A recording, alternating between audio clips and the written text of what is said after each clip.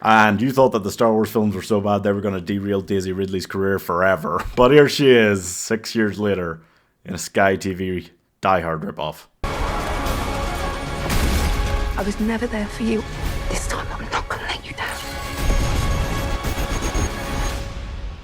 I will end you.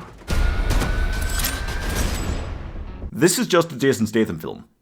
No, seriously, I'm not necessarily proud of the way that he's branded this as exactly what he does every time, but it's an action film named by whatever relevant job the protagonist, who used to be in the army, is currently doing, and then they suddenly have to leap into action and use their special set of skills when someone they care about is put in danger. It's just a Jason Statham film. Cleaner stars Daisy Ridley as Joey Locke, an ex-army renegade, a maverick. She has an autistic brother who seems to think he's Batman, but he carries around Thor's hammer. And she loves climbing walls looking like Spider-Man, a skill she learned because they had an abusive father. That's a sad backstory. And she's a window cleaner. It's called Cleaner because she's a window cleaner. And the plot of the film is Die Hard with a window cleaner.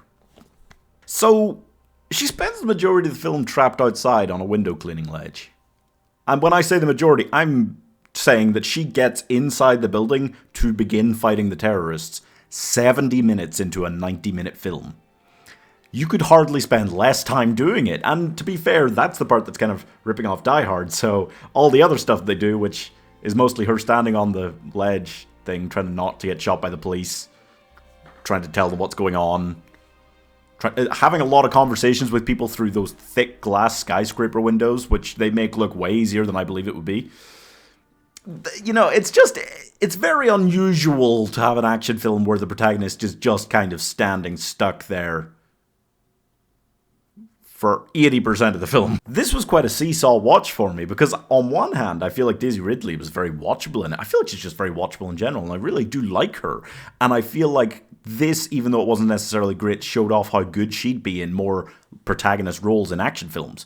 Which you can't say. Like, I don't feel like there's that many young female actors that really get a good rap for that early in their careers. So that's good. But on the other hand, they spend an awful lot of the runtime in this film on the villains infighting, and you kind of go from a very interesting, complex, different sort of villain to a very one-dimensional, I'm evil and angry just because sort of villain. And the whole rug pull there with that, it feels like it was done for shock value. Retrospectively, it feels like it weakened the rest of the film from the villain's perspective. So that's kind of sad. But then on the other hand, you've got all this interesting discourse around the fact that actually some of the people she's trying to save down there, the hostages, are kind of shit. But then on the other hand, it's just kind of die-hardy. And ironically, I feel like even though it's not that original, it's the places where it steps away from Die Hard where it's like, it's weaker. I feel like when it's doing Die Hard related stuff, that is as enjoyable as it gets. So it's tough. It's a real back and forth for me, and I end up feeling kind of like, yeah, I actually kind of enjoyed this, but I don't think it was original or that good or that interesting or that different, and it just kind of starts out like more of a, yeah, it's up here. It's not quite on the line of exactly what you expect it to be, and it kind of gets closer to exactly what you expect it to be as it goes on. I did really like her brother as a character and their relationship. I don't think we had enough of it, but it was refreshing to actually see an autistic character be played by an autistic actor. That's one of the more surprising moments of 2025, but a very welcome one. Although, and nothing can redeem him in my eyes for this, he keeps name-dropping Piers Morgan and being like, what would Piers Morgan do? And that made me feel physically ill. That made me want to vomit. This, like, social justice hacker who's been, like, he was like hacking into like charities to like find out their financial misdoings or something like that. He loves Piers Morgan like really hard. That felt like just the most icky, like random hard right turn I've ever seen. I just think it should have been longer because they do spend a lot of the film with her on the outside looking in, but I didn't necessarily feel like it was annoying to watch as it was happening, like any of the stuff while she's out there. It's just that it was only followed by like 15 minutes of her actually fighting the terrorists once she gets inside. They really just steamroll that finale together so that they can keep it down to 90 minutes. And I don't know why, because if it had been 15 minutes more of her doing that, and it was closer to like halfway that she's like getting inside the building, I would have been like, oh yeah, I would have felt much more okay with it. And because it does well when it's doing the action scenes.